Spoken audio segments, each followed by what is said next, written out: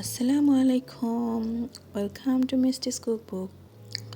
আজকে আমি আপনাদের সাথে শেয়ার করব গাজরের পায়েস। আমি জানি না আপনারা কখন আগে ট্রাই করেছেন কিনা, কিন্তু এটা খুব সিম্পল, অল্প সময়ে হয়ে যায়, সহজ। আর আমি এটাকে এমনভাবে তৈরি করব যেন এটা সবাই খেতে পারে। লাইক চিনি ছাড়া আমি তৈরি করব। তো বাচ্চারা, বয়স্করা, আবার যারা আমরা ডায়েট করতে চাচ্ছি, সুগারটা খেতে চাচ্ছি না, অথবা যারা ডায়াবেটিক পেশেন্ট, সবাই এটা খেতে পারবে। তো আপনারা অবশ্যই ট্রাই করবেন। তো চলুন চলে যাচ্ছি আমাদের মূল রান্নায়। এটার জন্য আমাদের লাগছে সাগু। তো প্রথমেই আমি সাগুটাকে ভালো করে ওয়াশ করে নেব, 2 থেকে 3 বার ওয়াশ করে নেব ঠান্ডা পানি দিয়ে। ঠান্ডা পানি, নর্মাল পানি, নর্মাল টেম্পারেচার, রুম টেম্পারেচারে রাখা যে পানিটা, সেটা দিয়ে আমি 2 থেকে 3 বার খুব ভালো করে রগড়ে রগড়ে ওয়াশ করে নেব। তো আমি অলরেডি একবার ওয়াশ করে নিয়েছি, সেকেন্ড টাইম ওয়াশ করছি। এবার তৃতীয়বারের মতো পানি দিয়ে দিচ্ছি।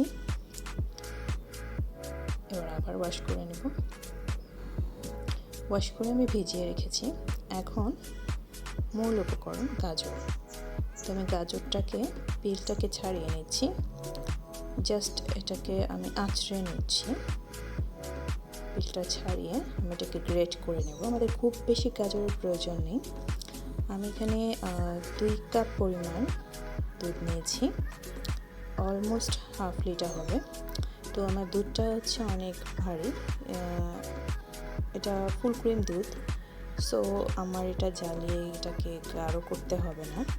তো সেই হিসেবে আমি হাফ লিটার দুধ নিয়েছি।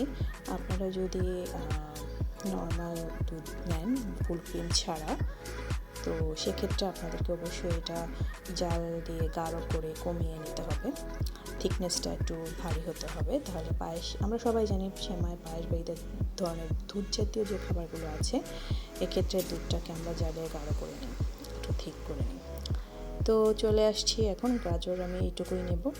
এটা আমার হোমমেড ঘি, এটা আমার আম্মুর হাতের তৈরি ঘি। দারচিনি, এলাচ, এই তো এই উপকরণগুলোই লাগছে। তো নিয়ে নিচ্ছি আমি দুধ। আমি এই কাপটাতে 2 কাপ দুধ নেব। এটা হাফ লিটার, 2 কাপ দিলে এটাতে হাফ লিটার হবে। 2 কাপ সমপরিমাণ দুধ নিয়ে নিচ্ছি। তারপর দারচিনি, এলাচ দিয়ে দিচ্ছি। তো দিয়ে দিলাম দুধ, সাথে দারচিনি, এলাচ। এখন আমি রান্নায় চলে যাব। এটা 15 মিনিটস মোর দ্যান এনাফ, এটা কমপ্লিট হয়ে যাবে। আর সাগু হচ্ছে আমাদের গরমের জন্য, হেলথের জন্য খুব একটা ভালো খাবার। আমাদের স্বাস্থ্য ভালো রাখবে এবং ঠান্ডা রাখবে, পেট পরিষ্কার রাখে। তো দিয়ে দিলাম ঘি, এটা হোমমেড ঘি। আমি সামান্য পরিমাণে দিয়েছি, আপনারা চাইলে বেশি অ্যাড করতে পারেন। আমি খুব অয়েলি করতে চাচ্ছি না। গাজরটা এটা ঘিয়ের মধ্যে আমি ভেজে নেব। খুব বেশি ভাজা ভাজা করবো না, আবার খুব কমও না। লাইক এটা গাজরের স্মেলটা যেন না আসে এবং ঘিয়ের স্মেলটা গাজরে চলে যায়। আর এটাতে যে পানিটা আছে সেটা একটু হালকা ড্রাই হয়ে যাবে, মানে কোনো পানি থাকবে না। সো আমি যখন এটাকে কুক করব, তখন এটা দুধটাকে লিকুইড করে দেবে না, আবার এটা দেখতেও খারাপ লাগবে না, খেতেও স্মেল করবে না, এবং খুব ভালো একটা কনসিস্টেন্সি নিয়ে আসবে। তো আমি খুব নেড়ে চেড়ে এটাকে, লো হিটে, একদমই লো হিটে করছি আমি এটা। নেড়ে চেড়ে একটু ধৈর্য ধরে দাঁড়িয়ে থেকে নেড়ে চেড়ে এটাকে করতে হবে।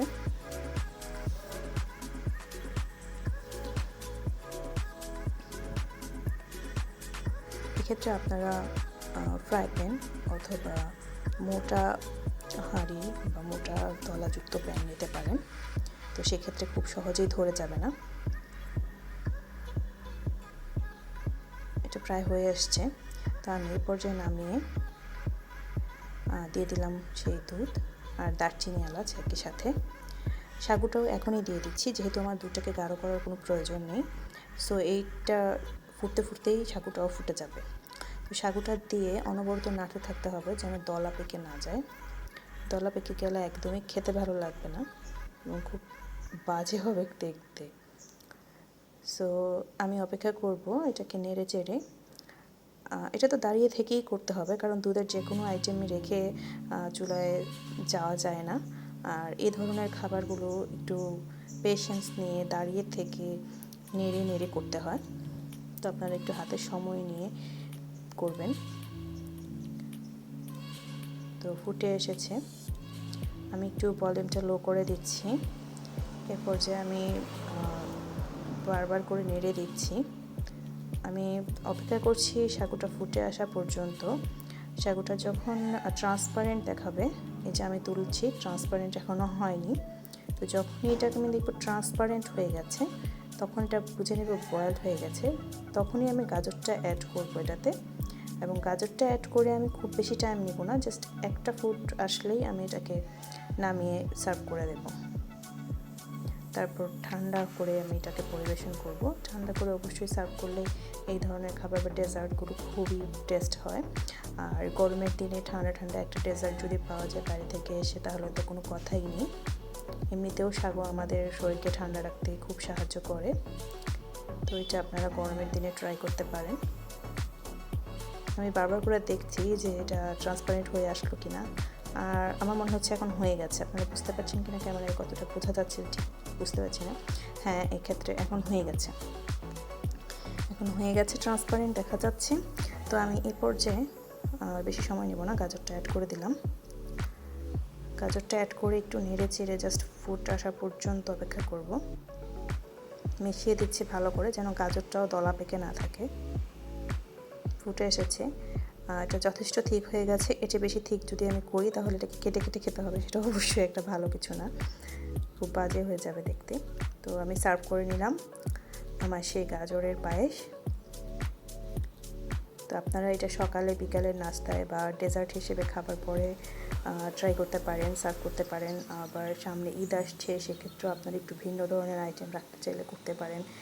ডায়াবেটিস পেশেন্টদের বা আমরা নিজেরাও অনেক সময় মিষ্টিটাকে অ্যাভয়েড করতে চাই, সুগারটাকে আমরা একদমই অ্যাভয়েড করতে চাই, বা বাচ্চাদেরকেও চাই যে সুগার ফ্রি খাবার খাওয়ানোর জন্য। তো সেই ক্ষেত্রে এটা একটা অল্টারনেটিভ হতে পারে, খুবই টেস্টি হেলদি একটা শর্টকাটে এবং একটু ভিন্ন রকম। তো আপনারা অবশ্যই ট্রাই করবেন। ভালো লাগলে লাইক, কমেন্ট, শেয়ার করে সাবস্ক্রাইব করে পাশে থাকবেন। নতুন নতুন ভিডিও পেতে বেল আইকনটা প্রেস করে দিবেন। ঈদ উপলক্ষে অবশ্যই ট্রাই করব বেশ কিছু স্পেশাল নতুন আর ভালো ইয়াম্মি ডিশেস নিয়ে আসার জন্য। তো এভাবে বাড়িতে একবার হলেও ট্রাই করবেন, তাহলে যারা সুগার খেতে চায় না বা সুগার খায় না, তারা খুব হ্যাপি হয়ে যাবে এই রেসিপিটা পেয়ে। এটা আপনার জন্য আশা করি ভালো কিছু হবে। Thanks for watching. আবারও চলে আসবো নতুন কোনো ভিডিও নিয়ে। সে পর্যন্ত সঙ্গেই থাকুন, সাবস্ক্রাইব করে। ভালো থাকবেন। Thanks for watching. আল্লাহ হাফেজ।